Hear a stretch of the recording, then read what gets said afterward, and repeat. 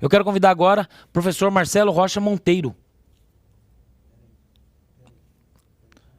Tá ok. Enquanto isso, eu peço para você, a produção pediu para esperar um pouquinho, eu peço para você se inscreva também. Vai lá no inscrever, clica e ative o badalo das notificações e o professor Marcelo Rocha Monteiro chegando para vocês. Pois é, Anselmo, essa medida absurda, né, de tentar caçar a concessão da Jovem Pan, que lembra muito o que fez o governo, a ditadura venezuelana, ainda na época do Hugo Chávez, com uma importante emissora de televisão de lá, que não se alinhava com o governo socialista bolivariano, com a ditadura chavista, né? E o governo, então, providenciou para que essa emissora tivesse a concessão cassada. Me foge agora o nome da emissora. Mas o que eu queria dizer para as pessoas que talvez estejam menos familiarizadas com o Ministério Público, né? Eu sou membro do Ministério Público do Estado do Rio de Janeiro, mas o órgão do Ministério Público Federal que está pedindo a cassação da Jovem Pan, que está, enfim, tentando censurar, vamos ser claros, né? O que está se fazendo é uma tentativa de censura, né? É a Procuradoria dos Direitos do Cidadão, né? E é bom a gente saber um pouco qual é a linha que tem sido seguida por essa Procuradoria Federal dos Direitos do Cidadão nos últimos anos. Então, acho que há duas coisinhas que vale a pena lembrar, dois aspectos aí na história recente desse órgão do Ministério Público Federal, né? Até porque a imprensa sempre diz, e faz sentido isso, né? Que quem está pedindo é o Ministério Público Federal, quem ajuizou a ação é o Ministério Público Federal, e parece que é a instituição como um todo, em bloco. Não é, né? Na verdade, é um procurador da República, são 2 procuradores da República, são 3, são 4. Então, a gente precisa identificar isso, né? Porque essa atitude não reflete o pensamento necessariamente da instituição inteira, né? Eu tenho colegas do Ministério Público do Rio de Janeiro que tomam determinadas medidas, ajuizam determinadas ações, fazem determinados requerimentos, dos quais eu discordo totalmente, né? Então, eles não me representam, né? Eu lembro aqui uma ocasião em que um colega queria que fosse retirada uma estátua de Nossa Senhora que ficava no jardim, perto de um condomínio aqui no Leblon, né? E eu mesmo publiquei, na época, nas redes sociais, um texto dizendo que aquilo era um completo absurdo, né? Mas, enfim, isso é outra história.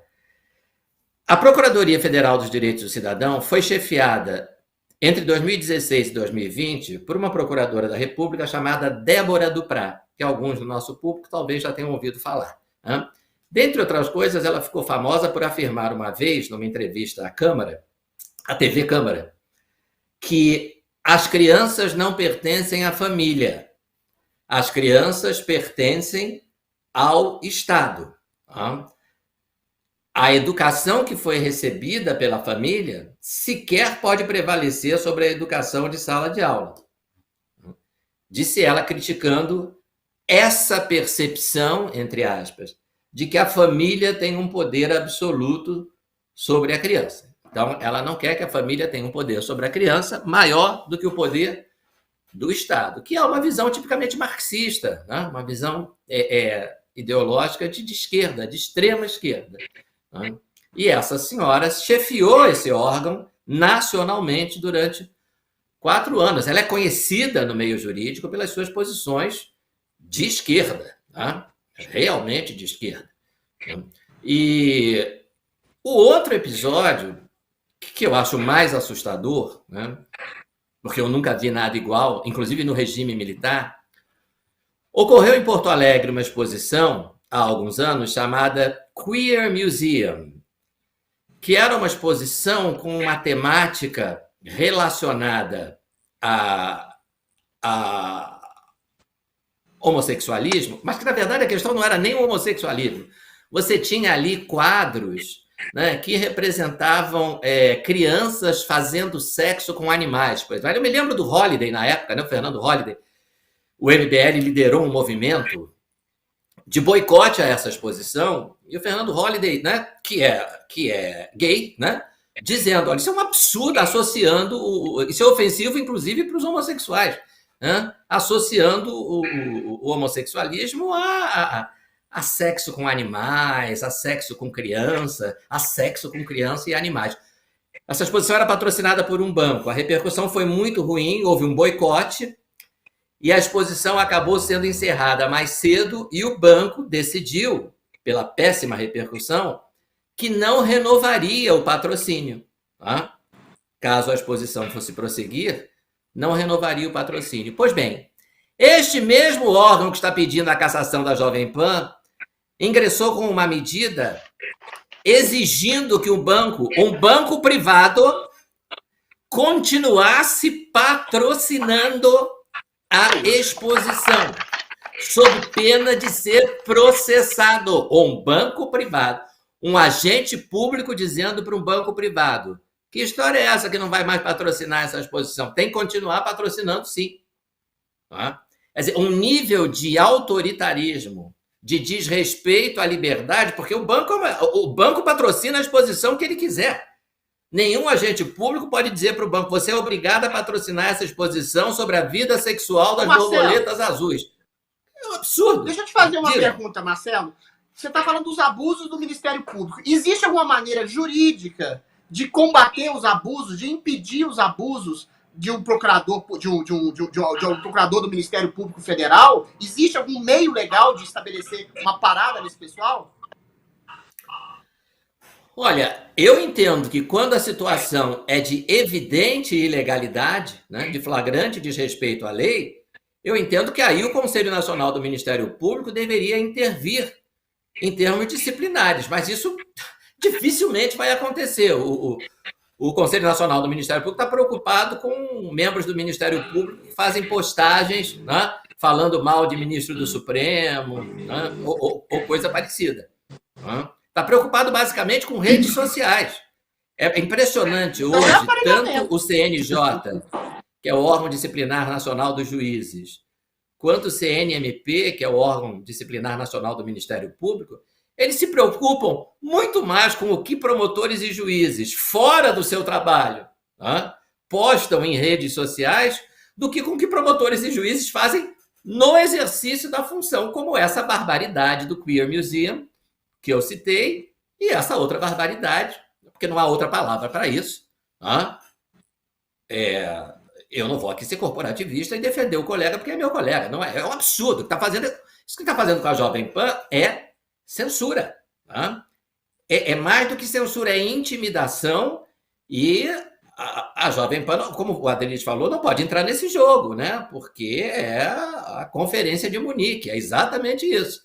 Né? Quer dizer, entre a guerra e a desonra optaram pela desonra, terão a guerra. Quanto mais intimidado você se mostra, mais a esquerda parte para cima de você. Obrigado, professor Marcelo. E já convido para o comentário Paulo Souza. Bom, até aproveitando a referência que o Adriles trouxe no começo do programa, né?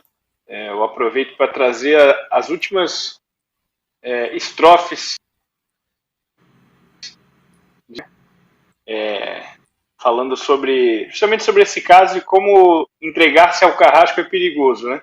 As últimas estrofes falam assim: foram tantos os pedidos, tão sinceros, tão sentidos, que ela dominou seu asco. Nessa noite lancinante, entregou-se a tal amante, como quem dá-se ao carrasco. Isso aí. Exatamente. Ele fez tanta sujeira, lambuzou-se a noite inteira, até ficar saciado. E nem bem amanhecia, partiu numa nuvem fria, como no seu zeppelin prateado. Um suspiro aliviado, exatamente. Num suspiro aliviado, ela se virou de lado e tentou até sorrir. Mas logo raiou o dia, a cidade em cantoria não deixou ela dormir. Joga a pedra da Geni. Então, é o que vai acontecer com a Jovem Pan. Não tem... continuar se adequando exatamente. à ditadura. Vai morrer do mesmo jeito. A questão é essa. Exatamente. Então, o entregar-se ao carrasco, achando que de alguma forma vai sofrer menos sanção, ou menos censura, ou menos preconceito do establishment, da força vigente, e acaba que não existem níveis seguros, né, para se falar a verdade. Ou você conta a história que eles querem que você conte, ou você vai ser calado, né? Então essa intimidação é muito perigosa. E no programa de hoje a gente tem uma receita completa, né? Esse é o primeiro dos temas, é o primeiro tópico de hoje. Mas todo controle social, né? Dominação das massas, porque hoje a gente fala sobre controle da imprensa no programa de hoje, das pautas de hoje, né? Por exemplo, a gente está falando sobre controle de imprensa, desapropriar o Souza, o povo, a sua gente fala sobre sua internet está travando. Eu tô ouvindo. Aí tá no pause aí, ó. Tá travando, né? Tá, aí tá só você. Aí tem hora que volta, picota. Eu tô vendo. Vai lá. Tá. Dá pra ouvir. Será que eu tento continuar aqui? Continua. Vai. Qualquer coisa eu falo. Continua. Pare! Vai. Tá bom. Daí manda parar e eu tento reiniciar aqui entre o próximo comentário. Comentário. Tá Okay. Bom? Então, assim, hoje as pautas, só no programa de hoje, a gente fala sobre desapropriar o povo, sobre soltar criminoso, sobre países que interferem na soberania nacional. São os ingredientes perfeitos para ter um país desgraçado, fadado ao fracasso, né? Eu tenho uma sensação de frustração gigante, né, porque a narrativa para tirar a concessão da Jovem Pan é a mesma, vai na mesma linha que está sendo usada para tornar, por exemplo, o Bolsonaro inelegível, que essa impossibilidade, né? Você não pode questionar a santa integridade do nosso processo eleitoral, você não pode mencionar qualquer tipo de dúvida sobre o processo eleitoral, porque isso está fazendo com que alguém se torne inelegível, uma emissora seja caçada o seu outorga, né, de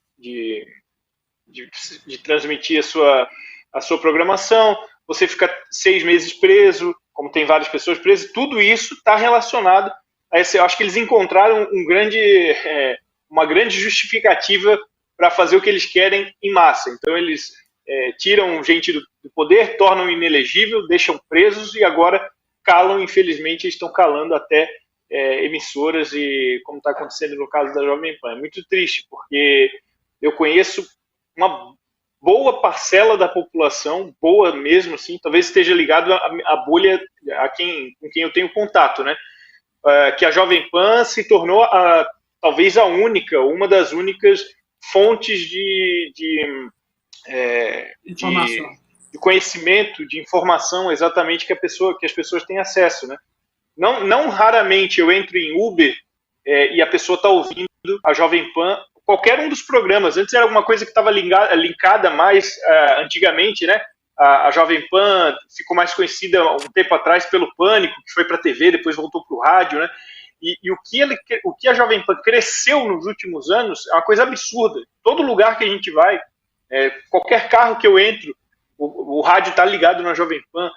Na televisão, pessoas com quem eu converso, gente da família, gente que eu conheço em outros lugares, todos os lugares, a audiência da Jovem Pan é absurda. Ela representa realmente ela representa milhões de brasileiros hoje, e é compreensível que esteja acontecendo isso, que eles tentem fazer isso com a Jovem Pan, porque justamente por causa disso, porque hoje